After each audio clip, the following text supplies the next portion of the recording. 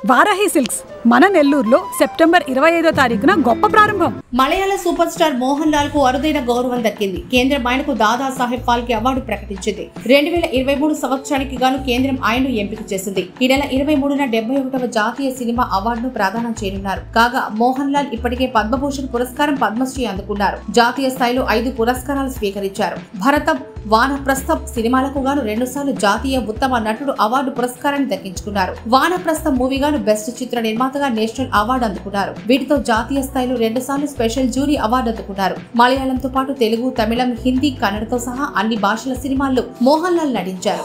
ఈ క్రమంలోనే సినీ పరిశ్రమలో విశేష ప్రతిభ చూపిన మోహన్ లాల్ ను తాజాగా కేంద్ర ప్రభుత్వం దాదాసాహెబ్ ఫాల్కే అవార్డుతో సత్కరించింది. ఫాల్కే అవార్డుకు ఎంపికైన మోహన్ లాల్ కు ప్రధాని మోదీ అభినందనలు తెలిపారు. దశాబ్దాల కృషితో మలయాళ సినిమా నాటక రంగంలో మోహన్ లాల్ ఉన్నత శిఖరాలు అధిరోహించారు. కేరళ సంస్కృతి పట్ల ఆయనకు ఉన్న మక్కువ అభినందనీయమని, తెలుగు, తమిళం, కన్నడ మరియు హిందీ చిత్రాల్లో కూడా మోహన్ లాల్ అద్భుతమైన చిత్రాలు చేశారని ప్రధాని పేర్కొన్నారు. ఆయన సాధించిన విజయాలు రాబోయే తరాలకు స్ఫూర్తిదాయకంగా ఉండాలని కోరుకుంటున్నట్లు ప్రధాని ఆకాంక్షించారు.